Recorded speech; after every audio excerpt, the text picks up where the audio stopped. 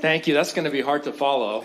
But thank you, Ranking Member Jayapal and the Minnesota delegation. This is my first visit to Minnesota. I hope my next visit will be under better circumstances. And I want to thank our witnesses and the community members here and across Minnesota who have been doing their patriotic duty as Americans to stand up to this administration. Yes.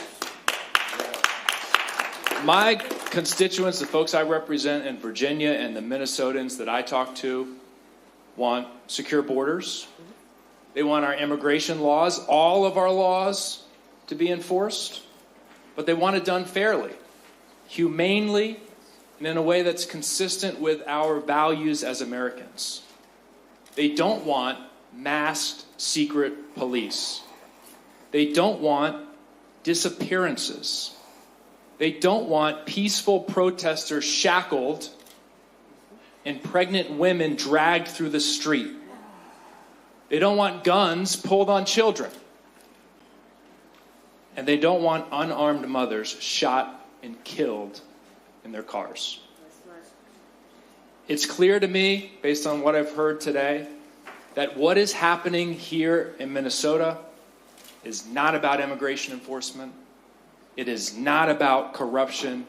It sure as hell is not about public safety.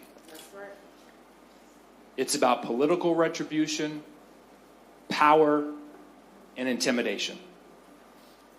And that's why Congress must step up and rein in this mass deportation, mass destruction machine that Trump has assembled.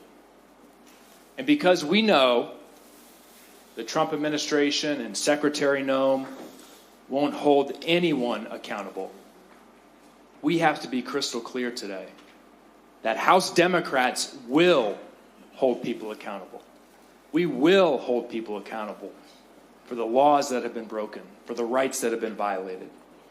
And I want to talk directly to Speaker Johnson if he's taking a break from doing Donald Trump's bidding.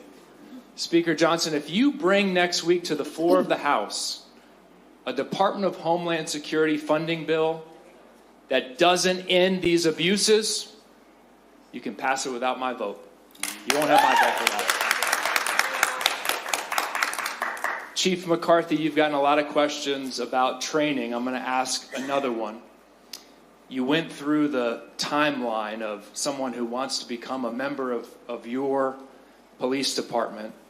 I was adding up all of the requirements. It sounded like years before you would have that officer on their own, serving, patrolling in your community. We know that ICE is sending folks out with 6 to 8 weeks of training. From your perspective, your decades of experience, what could go wrong if you put an officer out on the streets in your community with just 6 to 8 weeks of training? Thank you for that question. And I think we're seeing it. Everything can go wrong. When officers are put in positions where they are stressed and now they're insecure, they're going to be quicker to move to physical violence.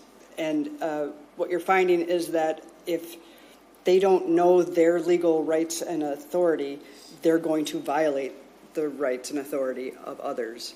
And so it is a very dangerous situation. Thank you. I yield back.